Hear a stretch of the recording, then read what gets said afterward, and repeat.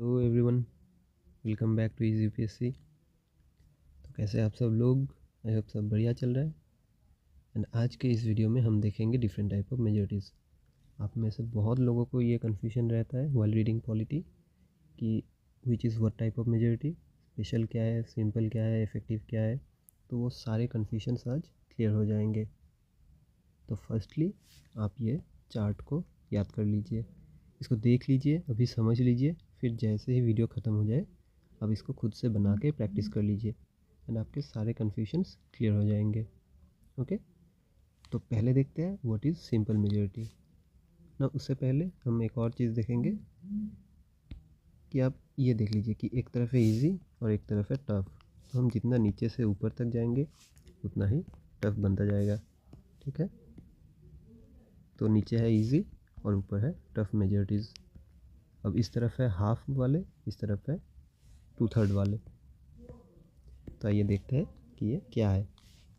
तो सबसे पहले देखते हैं कि what is simple majority.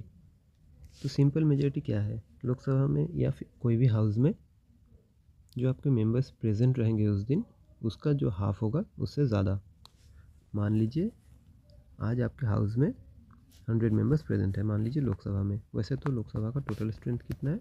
550, but इसकी बात हम नहीं कर रहे अभी। तो जो 100 मेंबर्स आज के दिन प्रेजेंट है उनका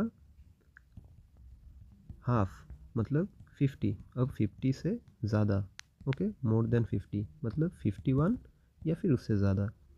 तो इसको कहते हैं सिंपल मेजॉरिटी। अगर कोई भी बिल आज पास होने वाला है तो एटलीस्ट 51 मेंबर्स की आपको वोट्स की ज़रूरत है। So this is simple majority. Okay, now simple majority is used in all the houses, Lok Sabha, Rajya Sabha, state legislative assembly और स्टेट लेजिस्लेटिव काउंसिल। सारे हाउसेस में ये सिंपल मेजॉरिटी रहता है and it is widely used in most laws and all the motions. तो कोई भी ऐसा आम लॉ या मोशन को पास करने के लिए सिंपल मेजॉरिटी की ज़रूरत होती है। So what is this? More than half of total members present and voting. Okay, तो बहुत ही बेसिक सा कंसेप्ट था। अब हम देखेंगे व्हाट इज़ इफेक्टिव मेजॉरिटी। तो इफेक्टिव मेजॉरिटी जो है वो है more than half of effective strength of the house. Okay, effective strength. तो इफेक्टिव स्ट्रेंथ है क्या एक्चुअली? मान लीजिए लोकसभा में टोटल मेंबर्स है 550। अब इसमें से कुछ की डेथ हो गई है, मान लीजिए 10 मेंबर्स की डेथ हो गई है। फिर कुछ को स्पीकर ने डिस्क्वालीफाई कर दिया है under the anti defection law, मान लीजिए 5। फिर कुछ ने रिज़ाइन कर दिया, मान लीजिए 5। तो टोटल नंबर ऑफ़ मेंबर्स कितने हो गए? 20। तो 550 से आप 20 को माइनस कर दीजिए, तो टोटल नंबर ऑफ़ मेंबर्स कितने हुए? 530। अब इस 530 का more than half, okay, more than half of 530। Okay, तो ये कितना होगा? 530 का हाफ 265। तो आपको कितने मेंबर्स की वोट्स की ज़रूरत होगी बिल को पास करने के लिए? एटलीस्ट 266। तो 266 या उससे ज़्यादा मेंबर्स की वोट की ज़रूरत होगी आपको इफ़ेक्टिवली बिल पास करने के लिए। Okay, so this is the effective majority. अब ये कहाँ पे ज़रूरत होती है? This is used in all houses to remove the presiding officers. तो प्रिसाइडिंग ऑफिसर्स को रिमूव करने के लिए सारे हाउसेस में, like Lok Sabha, state legislative assembly, state legislative council, सारी जगह पे, okay, to remove the presiding officers. अब राज्यसभा में जो चेयरमैन होगा उनका सिर्फ पार्शियल रिमूवल होगा। क्यों? क्योंकि चेयरमैन जो है वो वाइस प्रेसिडेंट भी है। तो वाइस प्रेसिडेंट को रिमूव करने के लिए राज्यसभा वो तो इफेक्टिव मेजॉरिटी से बिल पास करेगी, फिर बिल जाएगा लोकसभा में। अब लोकसभा को भी पास करना होगा बिल, लेकिन तब वो सिंपल मेजॉरिटी से कर सकते हैं। Okay, so this is effective majority.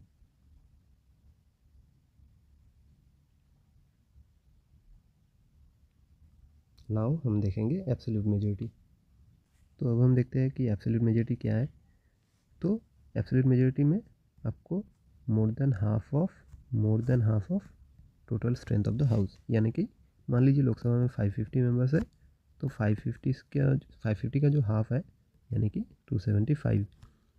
तो अब मोर देन हाफ यानी कि 276 मिनिमम। तो 276 या फिर उससे ज़्यादा इतने मेंबर्स की वोट्स की आपको ज़रूरत है इस बिल को पास करने के लिए। अब ये एब्सोल्यूट मेजॉरिटी कहाँ पे यूज़ होता है, तो absolute majority is used only in the lower houses, जैसे कि लोकसभा, स्टेट लेजिस्लेटिव असेंबली या फिर यूटी विथ लेजिस्लेचर जो भी है। Okay, and it is used only to form government. So अगर मान लीजिए कि ऑपोजिशन ने नो कॉन्फिडेंस मोशन लाया, नो कॉन्फिडेंस मोशन, तो अब गवर्नमेंट को, मतलब जो रूलिंग पार्टी होगी, उसको अपनी मेजॉरिटी साबित करने के लिए क्या करना होगा, ये एब्सोल्यूट मेजॉरिटी से उस बिल को खारिज कर देना होगा। लाइक मान लीजिए टोटल मेंबर्स 550 है, आपको मिनिमम 276 वोट्स की ज़रूरत होगी जो ये कहेगी कि वो रूलिंग पार्टी के सपोर्ट में है। Okay, so this is absolute majority. I hope this simple majority, effective majority and absolute majority is clear. Let's look at the special type of majorities. So special majority is about 2/3 majorities. Okay, so what is special majority? 1.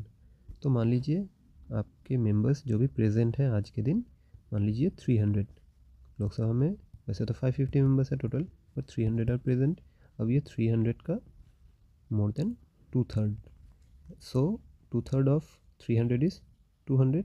तो कोई भी bill pass करने के लिए आपको कितने members की ज़रूरत होगी, मिनिमम 201। ओके, 201 या उससे ज़्यादा इतने मेंबर्स के अगर आपको वोट्स मिल जाएंगे तो वो बिल पास हो जाएगा ना। ये कहाँ पे यूज़ होता है, तो ये यूज़ होगा आपका स्टेट लेजिस्लेटिव असेंबली और यूटी विथ लेजिस्लेचर इनमें। ओके, एंड राज्यसभा में। Why only the Rajya Sabha, because Rajya Sabha is the body, is the house that deals with the matters of state list and the all India services.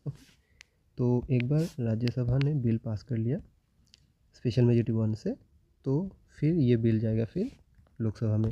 पहले राज्यसभा में जाएगा, राज्यसभा ने 2/3 से पास कर दिया, फिर जाएगा ये लोकसभा में। अब लोकसभा में ये बिल अगर इन्होंने सिंपल मेजॉरिटी से भी पास कर दिया तो ये बिल पास हो जाएगा। Okay, so this is very simple. And state legislative assembly में ये यूज़ होता है to create state legislative council. Okay, so now let's look at special majority 2। सो अब स्पेशल मेजॉरिटी 2 में क्या होता है, अब इसमें ये स्पेशल है कि इसमें आपको दो कंडीशंस चाहिए। एक तो 2/3 of present and voting, okay, plus आपको half of total strength of the house. मतलब half of total strength of the house कितना है, तो मान लीजिए टोटल स्ट्रेंथ है 550, तो इसका हाफ है 275।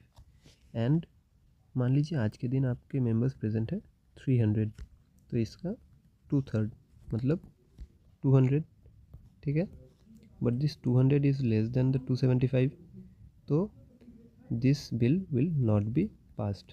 ओके, अगर मान लीजिए आपके मेंबर्स प्रेजेंट है आज 450, तो ये 450 का 2/3 कितना होगा, तो 450 का 2/3 होगा आपका 300। Okay, now 300 is more than the 275 here. Okay, this 275, तो 300 is more than the 275, तो this bill will be thus passed.